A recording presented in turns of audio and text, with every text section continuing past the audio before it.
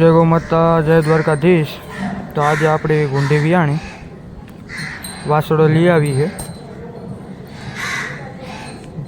જોઈ શકો છો તમે। કુંડી લગભગ 7-8 વાર વ્યાઈ ગઈ છે અને અત્યારે આવા સિંગ જોવા બહુ ઓછા મળે છે। જો એકદમ ગુંઢા અને જાડા સિંગ અત્યારે ઓછા જોવા મળે છે અને એકદમ શાંત ગાય છે, હાવ હોજી બકરી જેવી।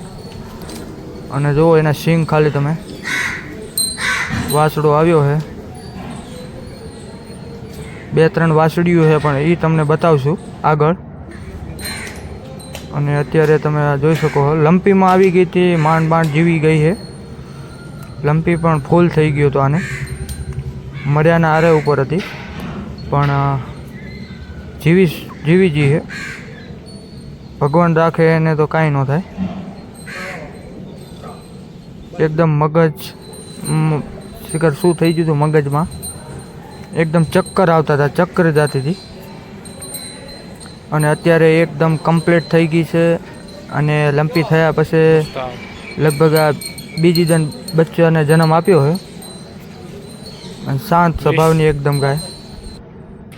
એના સિંગ તમે જોઈ શકો છો, સિંગ આવા ઓછા જોવા મળે અત્યારે ગાયોમાં।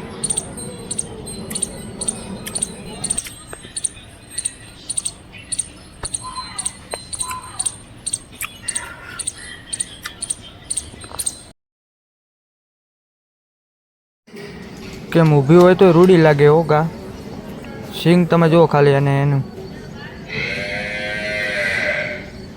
ખાલી એક ઝલક।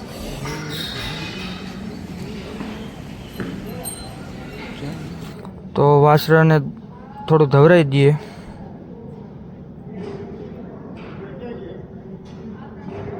વાસડો હે ધવરાઈ દઈએ અને પછી થોડીક મિલ્ક કરી નાખે।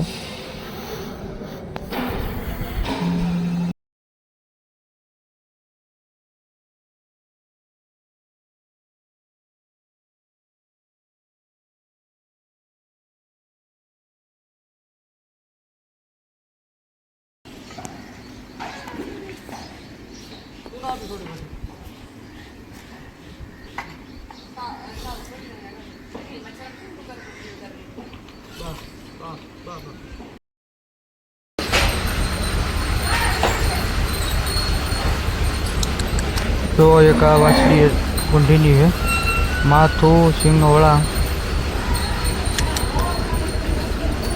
જોઈ શકો છો તમે। હાઇટમાં ટૂંકી છે, હાઇટ નહીં થાય એટલી બધી, પણ માથું અને સિંગથી રૂપાળી લાગશે। અને એક આ દેખો